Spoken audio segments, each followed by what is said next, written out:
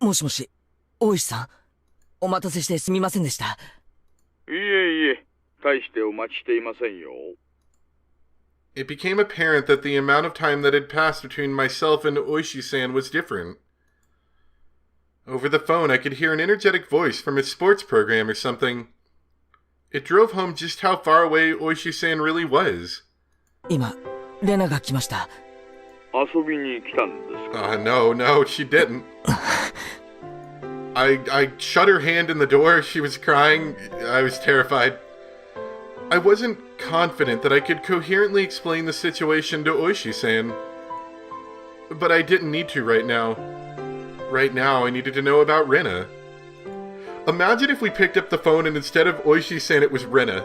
She's like, I'm sorry. And then we're like, oh my god. And then, I don't know. Terrifying would be a good word. That's right. I was planning to ask Oishi-san more about Rena, but Rena's little visit had interrupted the conversation. Well, now that we have a tiny bit of downtime, I'm going to grab some more water. I've been out for quite a bit now, and all that talking has really dried up my throat. So give me just a second. Okay, I'm a little bit better now. What was true and what was false? I couldn't tell.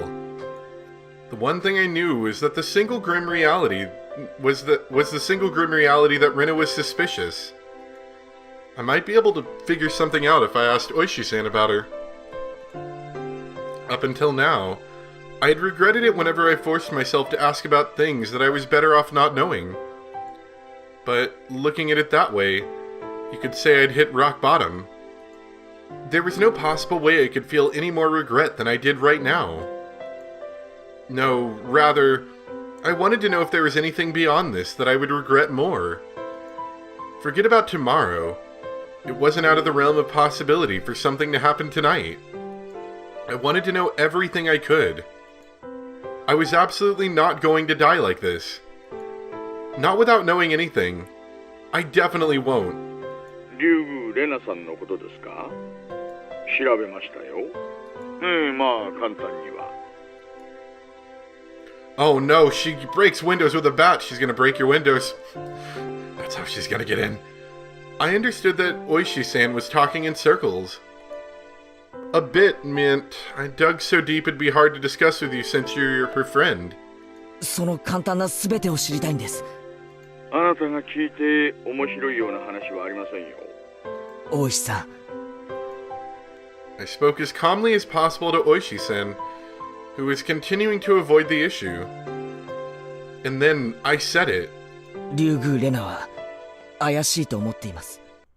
過去の事件がたとえお社様のたたりによるものだったにせよ、竜宮レナは関わっています。レナさんが怪しいと思える具体的な証拠があるのですか？ The manner in which Oishi-san spoke became very firm. Do you have some sort of proof? That was him talking as a detective. 状況証拠だけです。そうですか。I could tell even over the phone how disappointed Oishi-san was. Pulling on the fishing line when he felt a bite, only to reel in the bait. Disappointed, but ready to cast the line once more. That's how it seemed. 大石さん、目に見える証拠がなければ動けないんですか？ What I meant was, you can't come and save me without proof? I stuck that barb in there. As Oishi-san loved roundabout ways of saying things, he understood me just fine. 大丈夫ですよ、前原さん。あなたは私が守ります。That was not the least bit reassuring. Oishi-san was just using me to continue his investigation. I was just going to get killed, and my corpse would be an important piece of evidence. That's all I was to him. 大石さんの捜査は俺の生死と無関係でしょうが、俺は死ねば終わりなんです。Oishi-san went silent on the other end of the line. That may have been too blunt, but I didn't care. All I needed to relay to Oishi-san was that I was currently in a very dangerous position. だから話してください。レナのこと。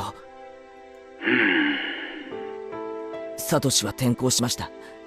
多分俺もそれほど遠くない将来レナの言う転校をするでしょう。ですが大石さんには俺の死体を見つけることもできないでしょうね。現にサトシの死体だってまだ見つけられてない。前原さん、どうか落ち着いて。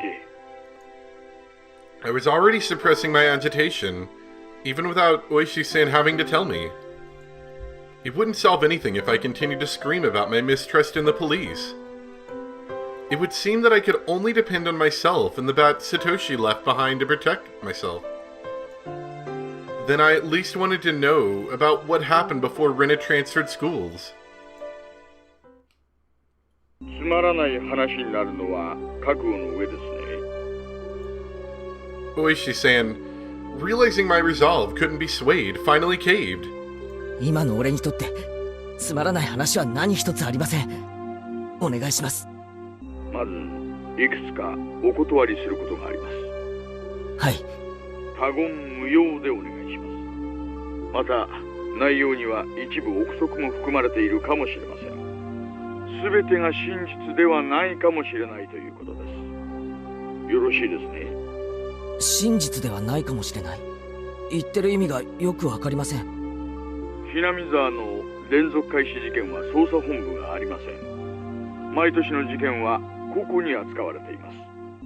ですから竜宮レナが捜査線に浮上したことは一度もないのです。つまりですね、レナの調査は警察としてでなく個人として行ったということですか？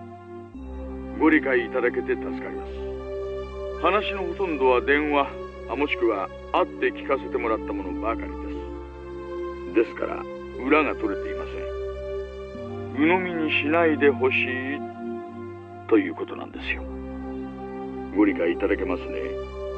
全部聞いた話だけなんですか？申し訳ないです。個人調査ですのでね。あれ、以前レナのカルテを見たって言いませんでしたか？確かにそう聞きましたよ。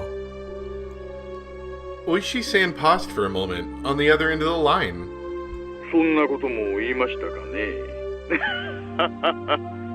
気のせいということにしてください。I didn't care about Oishi-san having certain obligations and responsibilities. I also didn't care if there was no proof. Even if they were just rumors, there was no smoke without fire after all. 話してください、大石さん。わかりました。Oishi-san finally opened those tight lips of his. It seemed that Rena lived in Hinamizawa a long time ago. She had moved to Ibaraki Prefecture just before starting elementary school. Then, following that, right after transferring, the unfortunate incident with the breaking of the school windows happened. Then Rena confided to the doctor. It was Oyashiro-sama. This was everything I knew. 私が知る話も前原さんと大きくは変わりません。では、どこを詳しく調べたんですか？ I didn't need to ask. It was the incident right before she transferred back to Hinamizawa. レナが起こした事件とその後の医者での告白ですね。はい。大石さんはその内容を知っているからこそレナたちを疑っているんですね。疑っています。やはりレナたちが犯人。いえ、疑うとはそういう意味ではないです。Oishi-san was the type of person to say things with confidence, but these particular words were less than reassuring. じゃあ何を疑ってるんですか？親代様ですよ。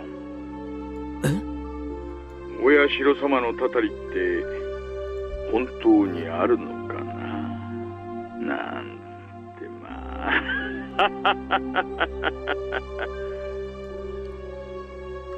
Oishi-san's laugh was quite dry, certainly not the kind that would make you want to join in.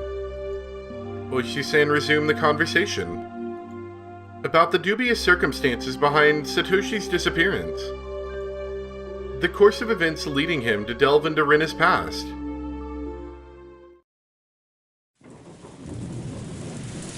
Just then, there was thunder in the distance and a heavy rain started pouring down. It came without warning, a downpour fiercely beating the ground. I'd left the window in my room open a crack to let the heat out. Why would you do that? The violent wind danced into my room, making the curtains flap wildly. どうしました？あ、いえ、急にすごい雨が。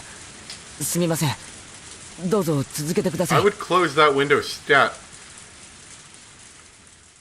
This is going to be important for something, I know it. I got up while still on the phone and grasped the window. はじめに事件と申し上げましたが、学校側も被害者も告発していないので、正式には事件ではないのです。でですね、この辺りがどうも関係者皆さん口が重いんですよ。被害者の一人は片目に後遺症を残すぐらい殴られているのにもかかわらずです。学校側か、もしくは表沙汰になるのを望まない何者かがいろいろ根回しをしたのかもしれませんね。またカウンセリングを担当した神経科医も職業倫理に厳格な方で。もしもし、前原さん、聞こえてます？ Uh-oh.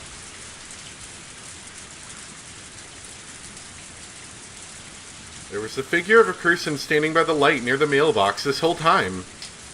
Even in this torrential rain, they didn't have an umbrella. They were unquestionably drenched from head to toe. In this shower, which more resembled a waterfall, droplets of water dripped down from her hair. Just standing there, both arms dangling at her side. In one hand was the stack of boxes wrapped in cloth. Her eyes, focused on my room, focused on me as I was about to close the window. Her mouth was methodically repeating a chewing motion. Oh, what are you chewing? Bad dog, get that out of your mouth.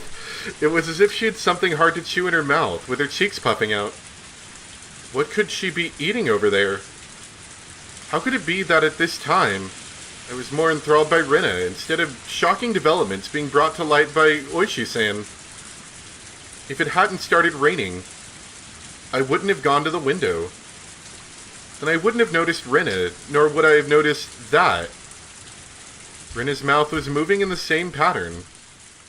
She wasn't eating something. She was repeating something. What was it? What could it possibly be? What was she repeating? To me?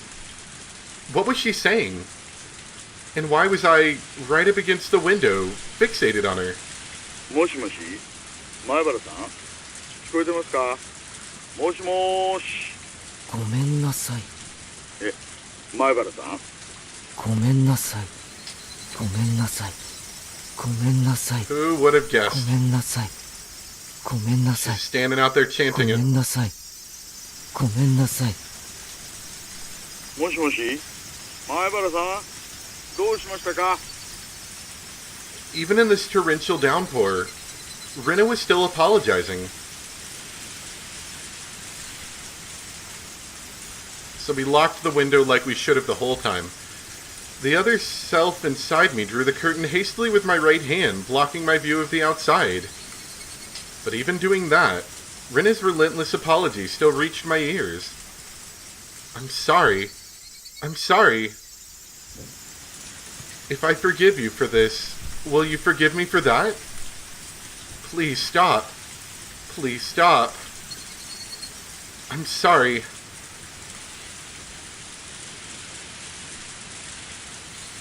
Dang it. Why should I have to forgive her? I'm the one who wants to be forgiven. What part of me can't you forgive? I won't be killed. If you won't forgive me, then I won't forgive you either. I won't forgive. Won't forgive. Won't forgive. Won't forgive. Won't forgive. Won't forgive. 原さん、聞こえてるなら返事をしてください。もしもーし。もしもーし。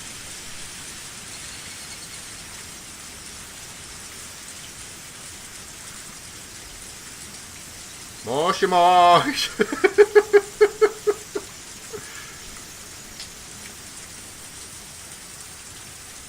I got a chill down my spine just there.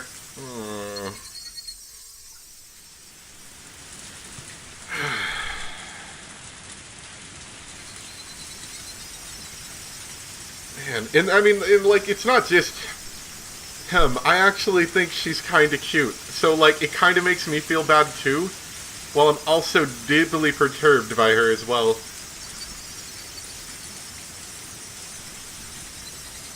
And I could see why that would be rather conflicting, given the situation. And it has been a long one today, but I suppose you guys can understand why. Definitely a lot happened today. Just personally, I'd say let's not go to school tomorrow. Let's just wait till Mom gets home and say, hey Mom, can we just leave and never come back? Alright, tip time. Split personality. よく映画などに登場しますが、簡単に言うとどのようなものでしょうか？複数の人格を持つことによる逃避と考えられています。多重人格は逃避の一つなのですか？さようです。そのメカニズムは完全には解明されていませんが、精神を守るために脳が行う防御行動の一つではないかと考えられています。例えば貧乏な人がお金持ちになった自分を想像するという現実逃避ってありますよね。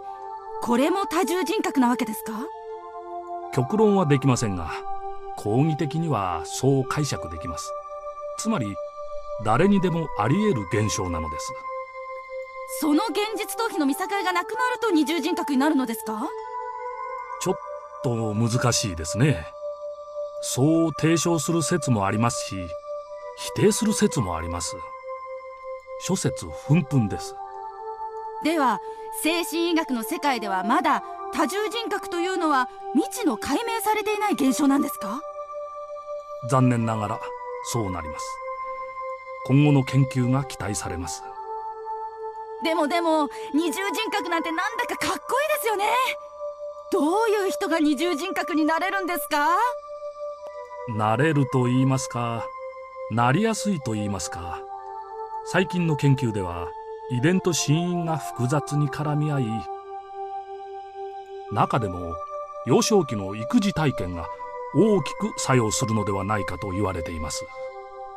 そういえばこの A 君も家庭に問題を抱えてるんですよね。気の毒に。7つの人格を持つ青年 A。 では VTR の続きをどうぞ。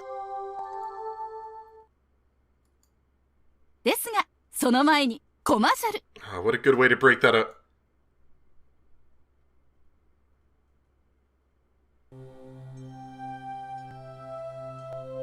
Anyway, and then at the 7th mart where Keiichi bought his cup noodles. The 7th mart was a bargain supermarket with food and alcohol. That's all you need, really. I flopped the colorful collection of cup noodle bowls into the cart, muttering in irritation at being rushed by my parents. As expected, Mom gave a disbelieving look and asked why I had to get so many flavors. 最近のカップ麺は凝ってて種類も多いんだよ。どれも一通りは食ってみたいし。I knew it was pretty selfish of me, but I thought I would at least give it a try. Looking displeased at the sheer amount and number of different varieties. Dad told me to go get a multi-pack instead of individual ones. Well, I had a feeling it'd end up like this. Now that Dad had thrown his hat into the ring, I'd have to compromise. それじゃあ一種類しか食えないよ。飽きちゃうって。I was resisting as a formality. I had already given up inside, and wasn't sure what case of noodles to get. Mom and Dad were already waiting in line, calling for me as I struggled with the decision. The line is short, and there isn't much time. Left with no choice, I quickly searched the cases of noodles for what I want. When in trouble, that's it, pork bone and ginger, extra large. If I let Mom pick, she'd err on the side of safety and get soy sauce or salt flavored. So when I plunked a large box of pork bone flavor in the shopping cart, Mom looked back at me with an expression as if to say, "These ones?" To show her this was my last compromise, I began explaining the choice. 豚骨はうまいんだよ。大盛りだけど大味ってわけじゃないし。 I remembered insisting that the noodles I picked were the right kind. And that is Rena creeping in the corner over here? In this frozen memory in time, this encapsulated world, I didn't have the power to look around my surroundings. So I did what I could and reached out with my hearing and vision, sharpening my senses to find the presence I overlooked. No matter how much I searched through my field of vision, I couldn't see Rena. I rewound the situation, searching. But of course I couldn't find her. She's creeping by the cabbages. Then, was she spying at me from my blind spot? I go through the sound and presences again, looking. I could sense the other customers. They were all mixed about, moving as they please. There was nobody looking over this way, and no one trying to get behind me. Not here. Couldn't be here. Probably wasn't here. I would definitely notice if someone was right behind me, even when I wasn't on my guard. I smiled wryly at the thought of using a vague word like probably right before contradicting it with definitely. Ugh. Then I paused my mental replay as a chill ran down my spine. There was definitely a presence like a shadow behind me.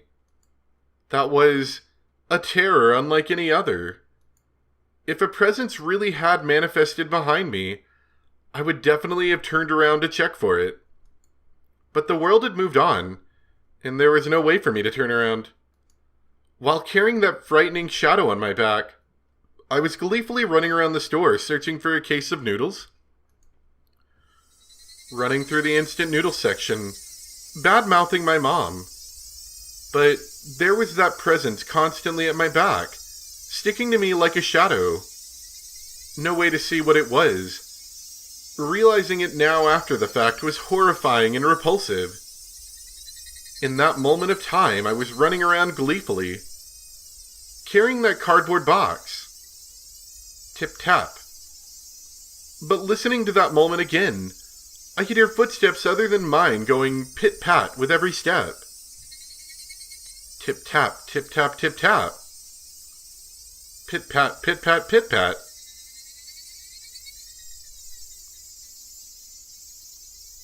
While I was running, the sound of those barefoot footsteps going pit-pat were right behind me.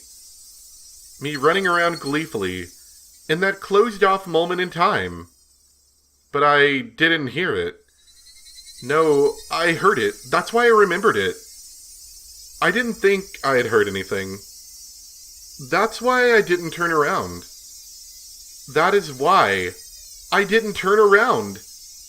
In that moment, the pit-pat of those footsteps were following me the entire time. I couldn't run faster and escape. I couldn't run any faster than I had ran at that time. I couldn't turn around. I hadn't turned around before. Not once. Then I returned to my parents and started talking. The shadow-like presence was right at my back. Since I didn't move, the shadow didn't move. That is why it made no sound. That was all.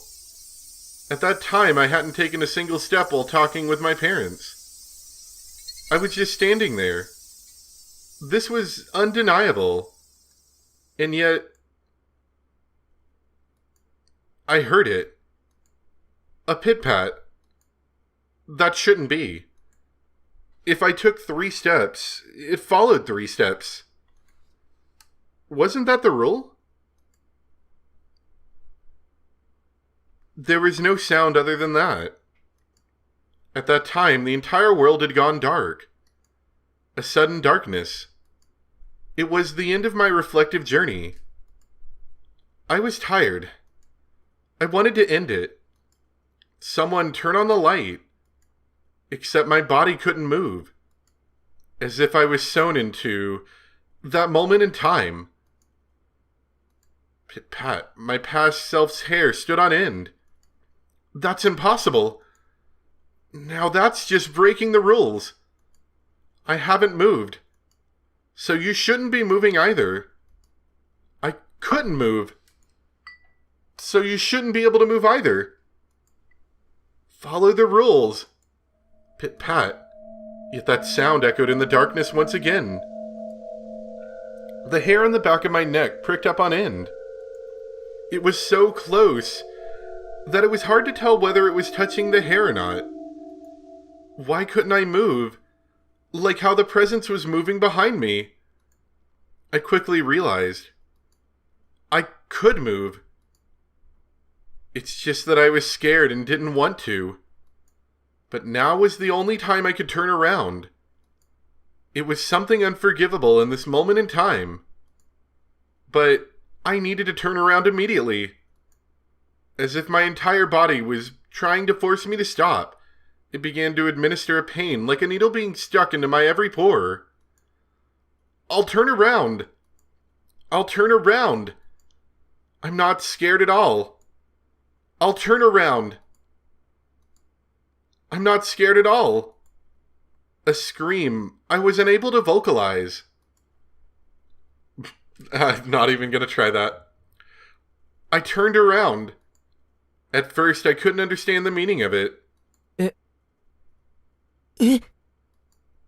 What is this? Just as a person's mouth might bite into an apple, slurp the juices, and finally discover that it was an apple, my mind began to process the scene before my eyes by eating the apple. Munch, munch, chew, chew. Slurp the juices and discover the apple. Meaning, what was in front of me was... We'll leave it at that.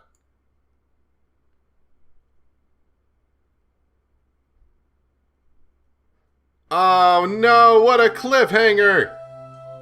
Detective Onikakushi. I feel like I haven't legitimately, taken a deep breath basically since that doorbell rang, I would say. That's when I was, my breath kind of constricted a bit. And I feel like I haven't really taken, a full breath since then. Just, short, half breaths and stuff. Oh, my gosh. Man. And then when Keiichi's, squeezing her fingers there, I don't like that. Although, to my understanding, that's pretty tame for this. To my understanding, I was described as torture porn, to a degree. Which, I'm definitely going to have similar reactions to this in the future, I feel. I feel a little dizzy, too. Maybe it's the lack of oxygen. Maybe it's the fear. Maybe, like Keiichi, I'm hungry as well and I need to eat something. That may be true as well. Anyway, I hope you guys enjoyed. I know this was a longer one than usual, but maybe that's a good thing. It definitely needed to be a longer one, I can say that for sure. Might even have been a good stream if I knew about it ahead of time, but oh well. Anyway, I hope you guys enjoyed. Thanks for watching, and I'll see you next time for some more Higurashi. Bye!